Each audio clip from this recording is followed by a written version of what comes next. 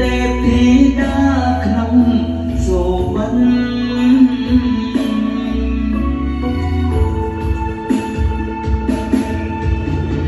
សូមរងទេអំសូមមិនអូដូចញោមរាយស្នាមញញឹមត្រាំត្រើយឲ្យរៀបលំសាធៀមសូមចងចាញ់ស្នេហ៍ស្រងតូចតូចរៀមបនស្រន់ឆាប់ជួបមុំម្ដងទី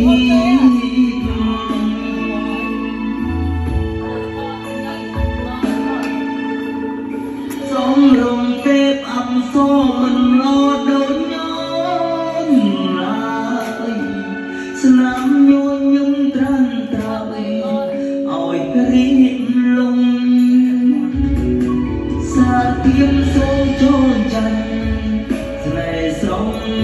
តូចតូចរៀមបនស្រន់ឆាប់ជួបមុខ